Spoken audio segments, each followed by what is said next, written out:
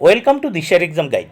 প্রিয় সপ্তম শ্রেণীর পরীক্ষার্থী বন্ধুরা, তোমাদের জন্য এই ভিডিওটিতে আমি আলোচনা করতে চলেছি সপ্তম শ্রেণীর দ্বিতীয় পর্যায়ক্রমিক মূল্যায়নপত্র 2024 সালের দ্বিতীয় ইউনিট টেস্টের সপ্তম শ্রেণীর বাংলা বিষয়ের প্রশ্নপত্রটি এই ভিডিওটিতে উত্তর সহ আলোচনা করতে চলেছি, তাই অবশ্যই দেখে নিতেই হবে।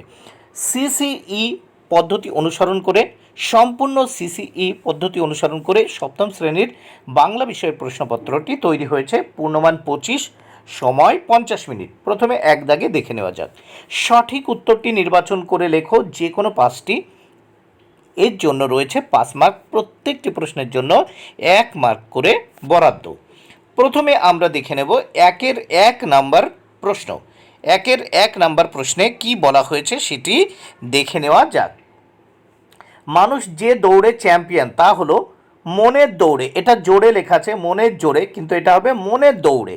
1-2 নোট বই কবিতার জবাবটাকে জেনে নেবে যার কাছ থেকে, সে হলো উত্তর মেজদা।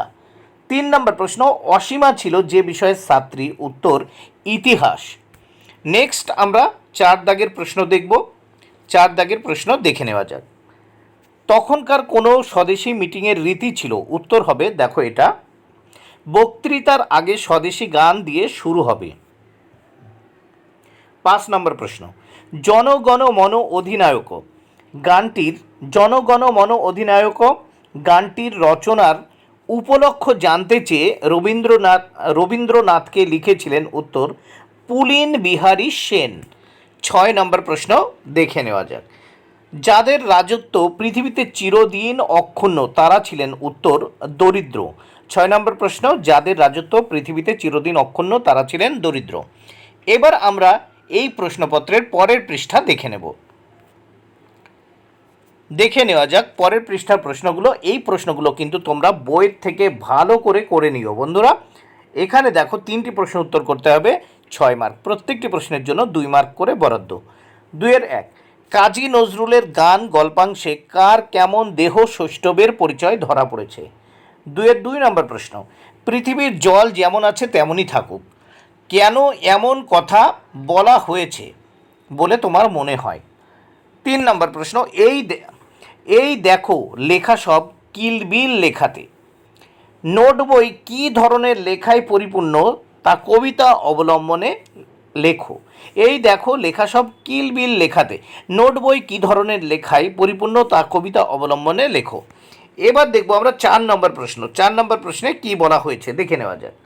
তুমি কেন এত তাড়াতাড়ি করছো, এর উত্তরে পৃথিবী লেখককে কি জানিয়েছিল। এবার আমরা দেখে নেব 3 নম্বর প্রশ্ন।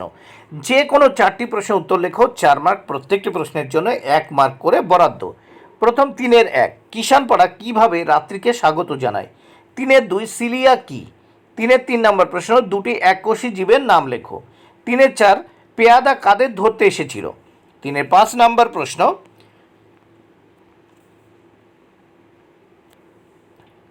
লেক স্ট্রাভারের জল শুকাতে কত বছর সময় লাগবে। এবার 4 দাগের প্রশ্নগুলো আমরা দেখে নেব। প্রশ্নগুলির উত্তর লেখো। এখানে 5টি প্রশ্ন উত্তর করতে হবে, 5 মার্ক, প্রত্যেকটি প্রশ্নের জন্য 1 মার্ক করে বরাদ্দ। তাহলে আমরা দেখে নিই 4-এর 1 নম্বর প্রশ্ন, ছমছম এটি কী ধরনের শব্দ, উত্তর ধনাত্মক শব্দ। ভাব প্রকাশক ধনাত্মক শব্দের উদাহরণ দাও, উত্তর ঝিমঝিম। আমরা এরকম বলি যে গা ঝিমঝিম করে উঠলো, ঠিক আছে। কোন বানানটি সঠিক, কর্ম না কর্ম, উত্তর কর্ম। 4-4, রূঢ় শব্দ কাকে বলে, উদাহরণ দাও। এটি তোমরা বইয়ের থেকে দেখে নিও, এখানে লেখা হয়নি। 5 নম্বর প্রশ্ন, সমুচ্চারিত ভিন্নার্থক শব্দ দুটির অর্থ লেখো। দেখো, দেশ মানে রাষ্ট্র, আর দয় বয় একার পেটকাটা মধ্যনাস্য কী হবে, দেশ মানে হিংসা। তাহলে দেশ, প্রথম দেশ মানে রাষ্ট্র, দ্বিতীয় দেশ মানে হিংসা। নেক্সট আমরা দেখব 5 দাগের প্রশ্ন। যে কোনো 2টি প্রশ্নের উত্তর লেখো, এর জন্য 2 মার্ক, প্রত্যেকটি প্রশ্নের জন্য 1 মার্ক করে বরাদ্দ। 5-1, সং সপ্তাহে কেন 3 বার পোস্ট অফিসে যায়। 5-2, বেহারি আসলে কার নাম ছিল। 5-3, ঘড়িওয়ালা হোটেলওয়ালার কে হয়। এবার 6 দাগের প্রশ্ন দেখো, প্রবন্ধ রচনা করো, 3 মার্ক, যে কোনো একটি প্রবন্ধ রচনা করো, এর জন্য 3 মার্ক।